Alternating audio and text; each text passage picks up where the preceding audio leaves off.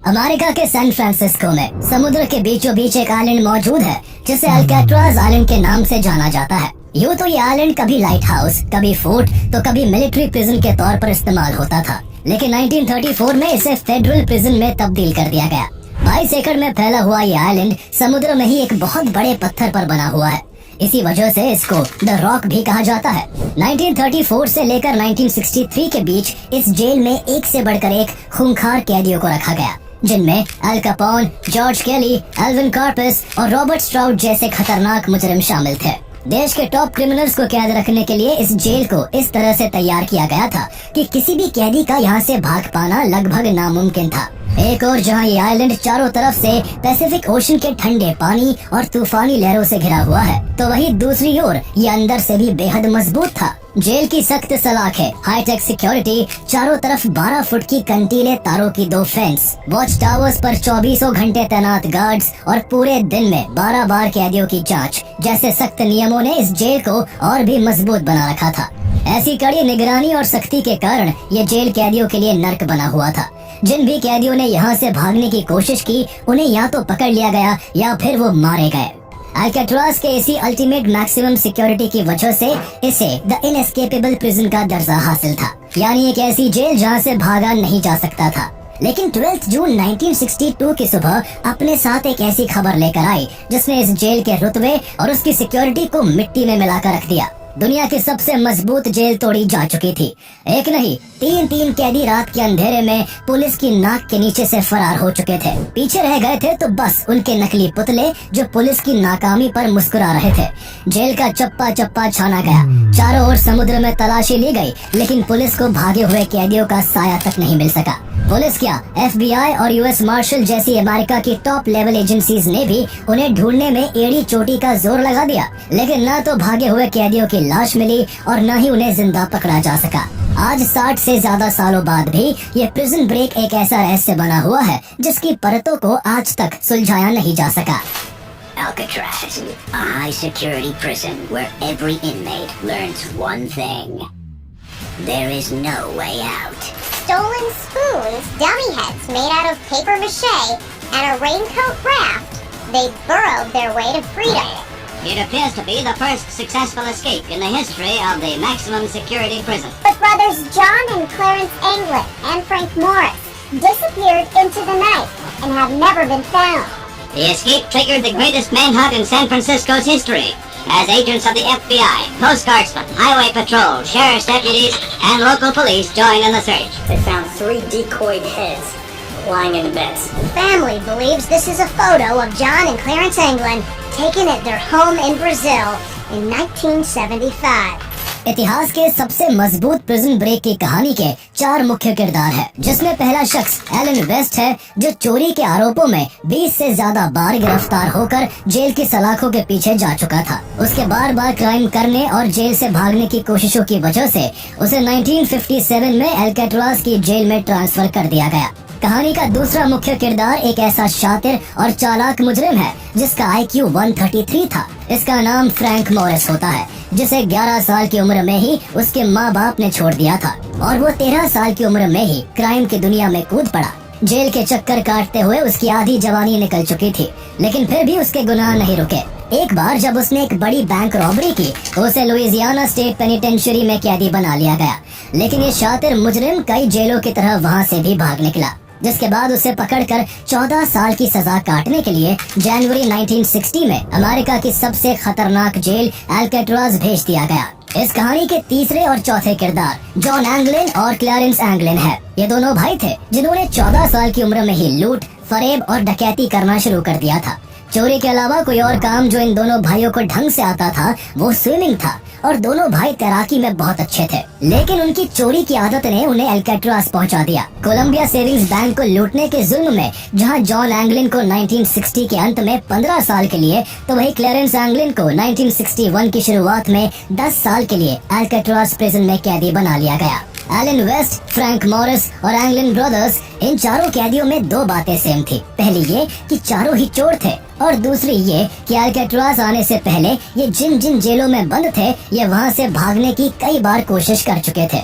इसलिए इन्हें अल्काट्राज की मजबूत जेल में लाया गया, जहाँ से कोई भी भाग नहीं पाया था। लेकिन ना तो पुलिस ऑफिशियल्स ने और न ही अल्काट्राज को इनएस्केपेबल प्रिजन कहने वालों ने शायद सपने में भी नहीं सोचा होगा कि ये कैदी वो कर दिखाएंगे जो इससे पहले कोई नहीं कर पाया था, और अल्काट्राज की शान और रुतबे पर हमेशा हमेशा के लिए कलंक लग जाएगा। एक जैसी फितरत होने की वजह से चारों कैदियों को दोस्त बनने में बिल्कुल भी समय नहीं लगा। मेस में खाना खाना हो, किसी एक्टिविटी में हिस्सा लेना हो या फिर ड्यूटी का कोई काम करना हो, ये जब भी अपनी अपनी सेल से बाहर होते तो एक दूसरे के नजदीक रहकर सबकी नजर से बचते हुए फुसफुसा कर अल्काट्राज से भागने की बात करते। एक तरह से इन चारों का एक परफेक्ट कॉम्बिनेशन था। जहाँ फ्रैंक मॉरिस काफी इंटेलिजेंट था और भागने का एक जोरदार प्लान बना सकता था, तो वही एलन वेस्ट वहाँ कई सालों से होने की वजह से भागने के लिए जरूरी सामानों का जुगाड़ कर सकता था। उसने 3-4 सालों में यहाँ रहते हुए जेल की बनावट और उसके लूप होल्स के बारे में काफी कुछ जान लिया था।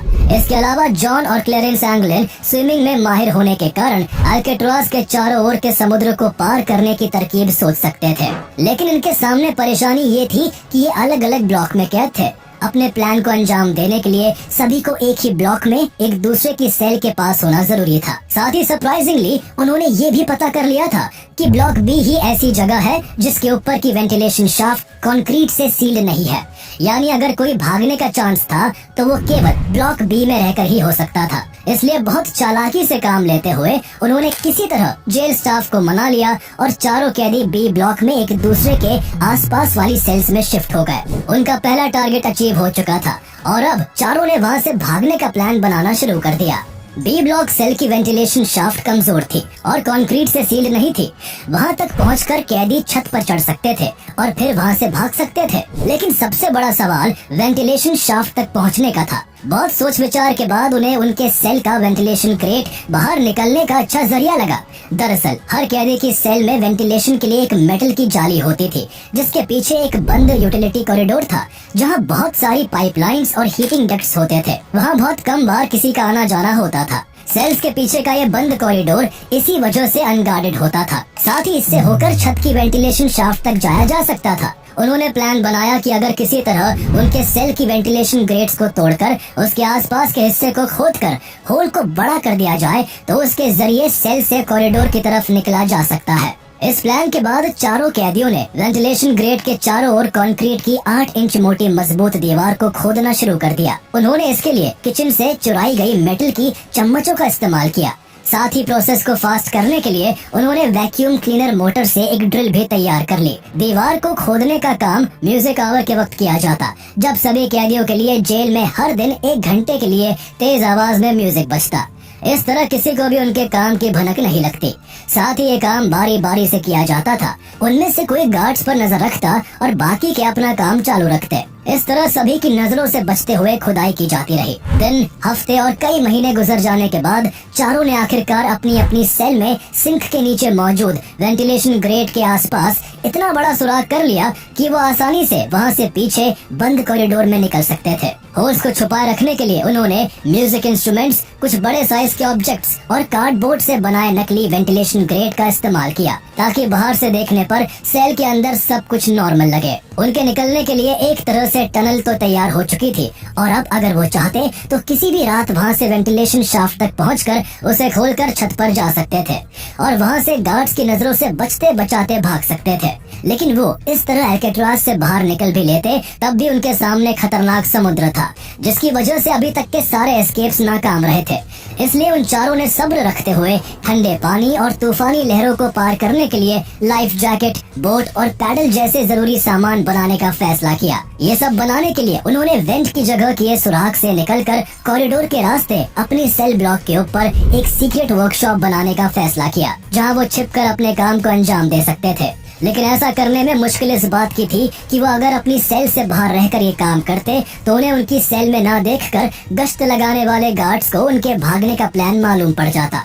इसलिए गार्ड्स को चकमा देने के लिए उन्होंने प्लास्टर, टॉयलेट पेपर, साबुन और टूथपेस्ट से डमी हेड्स तैयार किए और उन्हें ज्यादा रियलिस्टिक बनाने के लिए उन पर पेंट कर दिया गया और सर पर बाल लगा दिए गए, जिन्हें क्लेरेंस एंगलिन ने जेल सैलून से कैदियों के बाल काटने के दौरान इकट्ठा किया था। अब जब भी उन्हें रात के समय सेल से बाहर रहकर यूटिलिटी कॉरिडोर के अंदर अपनी सीक्रेट वर्कशॉप में काम करना होता तो अपने अपने पुतले को बेड पर सुलाकर उसे गर्दन तक कंबल में ढक देते, जिसके अंदर बॉडी की शेप में कपड़े भरे होते थे। सेल के बाहर से देखने पर गार्ड्स को यही लगता कि कैदी सो रहे हैं।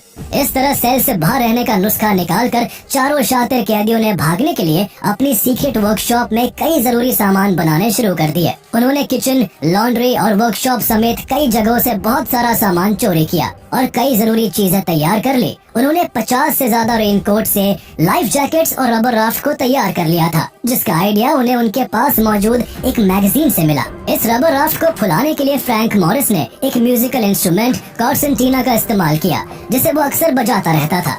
इसके अलावा लकड़ी के टुकड़ों और चुराए गए स्क्रू से नाव के लिए पैडल भी तैयार कर लिए गए। जहां कई महीनों की तैयारी में इतना सब कुछ कर लिया गया था, तो साथ ही उन्होंने सेल हाउस के टॉप में मौजूद वेंटिलेशन शाफ्ट को भी ढीला करना शुरू कर दिया था, जहां से निकलकर उन्हें भागना था। इस तरह उनके भागने का प्लान लगभग पूरा हो चुका था। अब बस उन्हें देखना ये था कि उनका प्लान सफल होता है या फिर औरों की तरह नाकाम रहता है। हर दिन की तरह ही 11 जून 1962 का दिन भी अल्काट्राज़ के लिए एक आम दिन था। शाम ढलने के बाद जेल के सभी कैदियों ने मेस में खाना खाया और वापस आकर अपनी अपनी सेल में बंद हो गए। उसके कुछ देर बाद डेली रूटीन की तरह गार्ड्स ने सभी की सेल्स में झांक कर काउंटिंग की और रात करीब 9:30 बजे जेल की लाइट्स को कैदियों के सोने के लिए बंद कर दिया गया। अभी तक सब कुछ नॉर्मल था, लेकिन आगे जो होने वाला था वो अल्काट्राज़ के इतिहास को हमेशा हमेशा के लिए बदलने वाला था। ये रात अल्काट्राज़ की साख को मिट्टी में मिलाने वाली थी। लाइट्स ऑफ होने के तुरंत बाद इस प्लान के लीडर फ्रैंक मॉरिस ने अपने साथियों को बताया कि उन्हें आज रात ही अपने प्लान को अंजाम देते हुए वहां से भागना होगा। जिसके बाद उन्होंने अपनी अपनी सेल में वेंटिलेशन की जाली को हटाकर उसके चारों तरफ की कंक्रीट सीमेंट को हटाना शुरू कर दिया, जिसे वो अक्सर अंदर आ जाने के बाद लगा दिया करते थे। फ्रैंक मॉरिस, जॉन एंगलिन और क्लेरेंस एंगलिन कुछ ही देर में वेंट को पार करके सेल से निकलकर पीछे कॉरिडोर में आ गए, लेकिन एलन वेस्ट अभी भी वेंट के पास की सीमेंट को हटाने में लगा था, जो सख्त हो चुकी थी। उसे टाइम देते हुए बाकियों ने अपने खुफिया ठिकाने से सारा सामान इकट्ठा करना शुरू कर दिया। सब कुछ तैयार था, लेकिन वेस्ट अब भी दीवार के सुराख को पूरा नहीं खोल पाया था, जिससे वो बाहर आ पाता। उसके साथियों ने दीवार की पिछली साइड से कुछ मदद करने की कोशिश की, लेकिन मानो आज किस्मत उनके दोस्त एलन वेस्ट के साथ नहीं थी।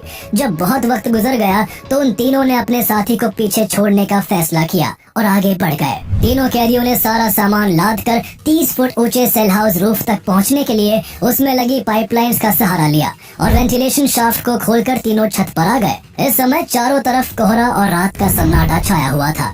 जेल और टावर की लाइट्स के अलावा हर तरफ अंधेरा था। उन्होंने बड़ी ही सावधानी से बिना कोई आवाज किए 100 फीट की छत को पार किया और फिर जमीन तक लगे पाइप से लटकते हुए नीचे जमीन पर आ गए। वहाँ से उन्होंने वॉच टावर पर तैनात गार्ड्स की नजर से बचते हुए अल्काट्राज़ के चारों ओर लगी 12 फुट ऊंची कंटीली तारों की 2 फेंस को बहुत सावधानी से पार किया और पानी के एक ऐसे किनारे आ गए जो टावर लाइट्स की रेंज से बाहर था। इसके बाद उन्होंने रेनकोट से तैयार की गई राफ्ट को म्यूजिकल इंस्ट्रूमेंट कॉर्सेंटीना से फुलाकर उसे पानी में उतारा। लाइफ जैकेट्स पहनी और रात के अंधेरे और तेज लहरों को चीरते हुए दुनिया की सबसे मजबूत जेल अल्काट्राज़ से भाग निकले। पूरा अल्काट्राज़ अभी भी सोया हुआ था। जो गार्ड्स वहाँ पहरा दे रहे थे उन्हें भनक तक नहीं लगी थी कि उनकी नाक के नीचे से 3 कैदी फरार हो चुके हैं। लेकिन इस बीच एक शख्स था जिसके सीने पर कयामत गुजर रही थी। वो शख्स था एलन वेस्ट, जो कई घंटों की मशक्कत के बाद अपनी सेल से निकलने में सफल हो चुका था। लेकिन जब वो छत पर आया और उसने वहाँ से चारों तरफ झांक कर देखा तो उसे रियलाइज हुआ कि अब काफी देर हो चुकी थी और उसके साथी उसके बिना ही अल्काट्राज़ से भाग चुके थे। वो बहुत भारी दिल के साथ वापस अपनी सेल में लौट आया। 12 जून 1962 की सुबह का सूरज अल्काट्राज़ के लिए एक ऐसी खबर लाया जिसने पूरी अमेरिका को हिला कर रख दिया। सुबह जब जेल स्टाफ ने काउंटिंग के लिए सभी को इकट्ठा किया तो 3 कैदी गिनती में कम थे। गार्ड्स उनकी सेल की तरफ गए। उन्होंने बाहर से देखा कि तीनों कंबल में सो रहे हैं। उनकी आवाज लगाने पर भी जब कोई हरकत नहीं हुई तो सेल को खोला गया। अंदर घुसकर गार्ड ने जैसे ही चिल्लाते हुए कैदी के सर पर डंडा मारा, सर धड़ाम से नीचे जमीन पर आ गिरा और उसकी नाक टूट गई। ये वही पुतले थे जो तीनों अपने अपने बेड पर छोड़ गए थे। इसके बाद कंबल हटाकर देखा गया तो कपड़े और तौलिया उसमें ठूसे हुए थे। सामने वेंट के पास जाकर ध्यान से इंस्पेक्शन करने पर गार्ड्स ने देखा कि दीवार में एक बड़ा सा सुराख था जो पीछे बंद यूटिलिटी कॉरिडोर की तरफ खुलता था। गार्ड्स उसके अंदर घुसे जहां कुछ ही दूरी पर उन्हें कैदियों की सीक्रेट वर्कशॉप भी मिली और ऊपर वेंटिलेशन शाफ्ट से निकलकर छत पर उन्हें भागे हुए कैदियों के पैरों के निशान भी दिख गए। गार्ड्स को सारा माजरा समझ आ चुका था कि 3 कैदी जेल तोड़कर फरार हो चुके हैं। फौरन अलार्म्स बजाकर पूरे अल्काट्राज को लॉकडाउन कर दिया गया और जेल के कोने कोने में उन्हें ढूंढा जाने लगा। पुलिस के अलावा वहाँ FBI और आर्मी भी आ पहुंची और एक बड़े स्केल पर सर्च ऑपरेशन शुरू हो गया। अल्काट्राज के आसपास की जमीन और समुद्र सब कुछ खंगाल लिया गया, लेकिन भागे हुए कैदियों का कुछ पता नहीं चल सका। इस दौरान एलन वेस्ट को भी इन्वेस्टिगेट किया गया, जो शुरू से ही इस एस्केप प्लान का हिस्सा था, और सर्च करने पर उसके कमरे में भी गार्ड्स को उन तीनों की तरह डमी हेड मिला। एलन वेस्ट ने कन्फेस करने में जरा भी देर नहीं लगाई और उसने उनका सारा प्लान खोल कर रख दिया।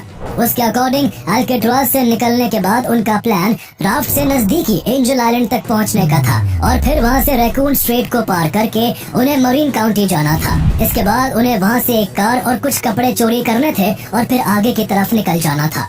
FBI को एक बार के लिए लगा कि एलन वेस्ट झूठ बोल रहा है, लेकिन जब एंजल आइलैंड के आसपास छानबीन की गई तो ये साबित हो गया कि वेस्ट ने जो भी बताया था वो सब सच था।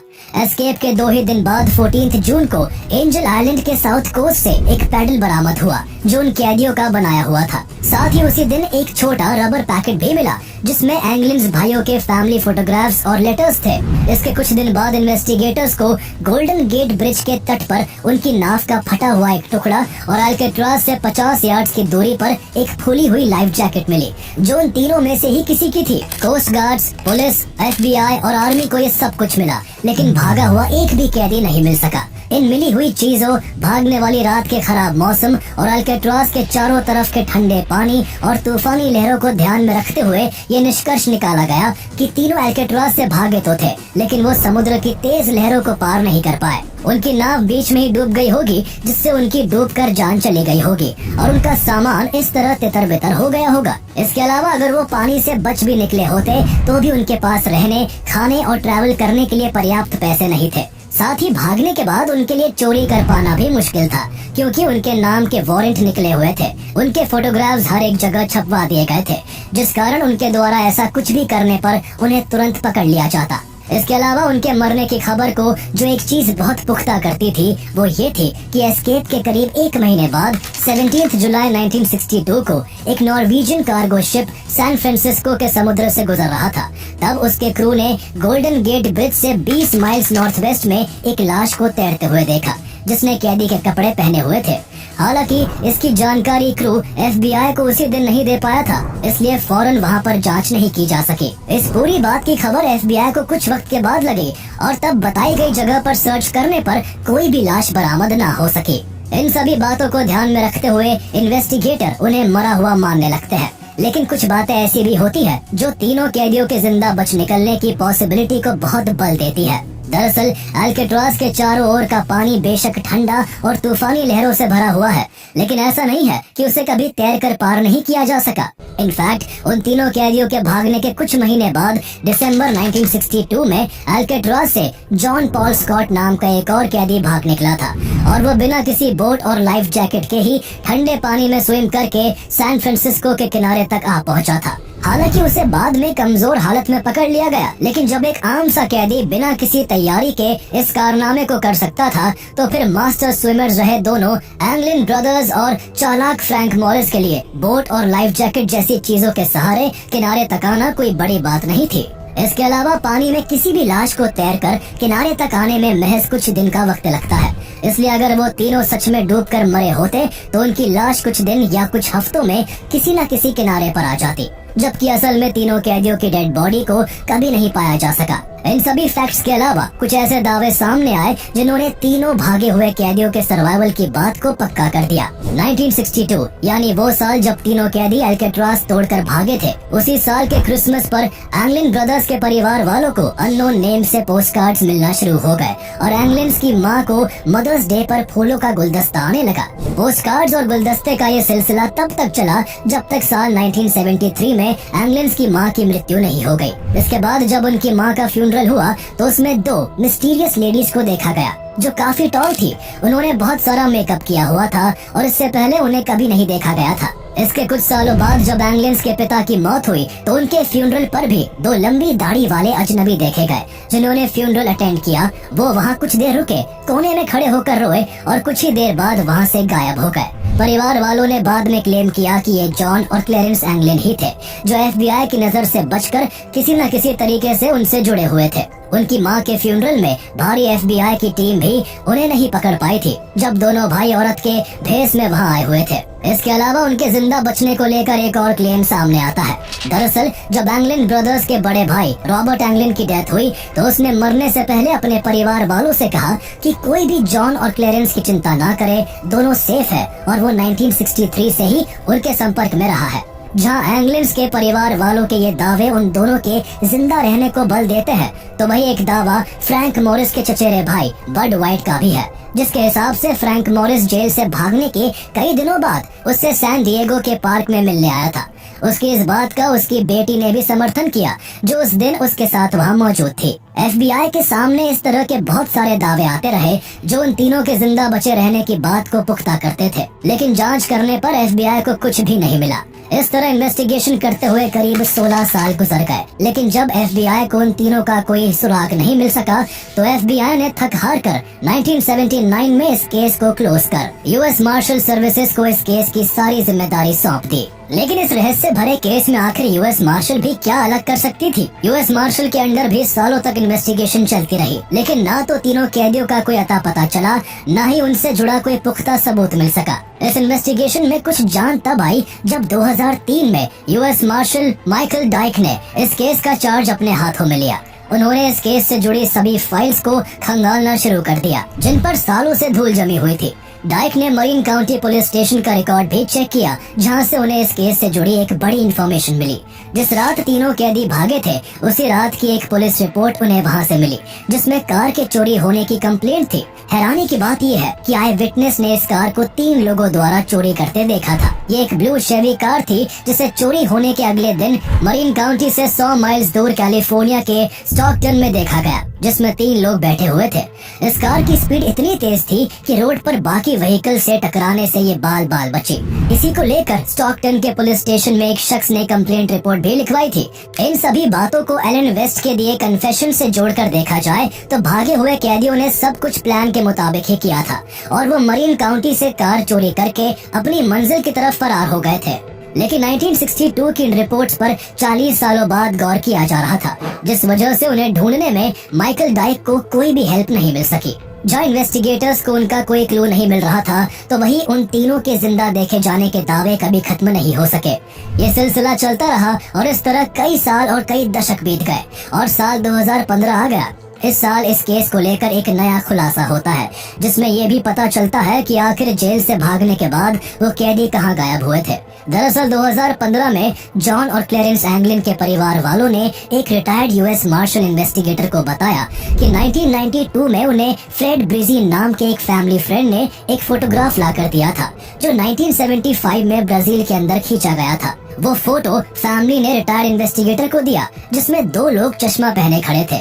उनका दावा था कि फोटो में देखे जाने वाले इंसान कोई और नहीं बल्कि जॉन और क्लेरेंस ही है। 5 साल बाद 2020 में जब AI का इस्तेमाल करते हुए इस फोटो का फेशियल रिकॉग्निशन किया गया तो ये कंफर्म हो गया कि फोटो में जॉन एंगलिन और क्लेरेंस एंगलिन ही थे। लेकिन ये फोटो 1975 की थी, इसलिए उन्हें ढूंढने में इससे कोई मदद नहीं मिल सकी। इसके बाद 2016 में एक और किस्सा सामने आता है, जब एक आदमी अपने मरने से जस्ट पहले अपनी नर्स से कन्फेशन करता है कि उसने अल्काट्राज प्रिजन के 3 कैदियों की भागने में मदद की थी, जिनके नाम फ्रैंक मॉरिस, जॉन एंगलिन और क्लेरेंस एंगलिन थे। उसने बताया कि उस रात वो और उसका साथी अल्काट्राज से कुछ दूरी पर एक व्हाइट बोट में कुछ कैदियों के भागने का इंतजार कर रहे थे। प्लान पहले से बना हुआ था और उन तीनों के वहां पहुंचने पर उन्हें ऊपर खींचकर बोट में सवार कर लिया गया।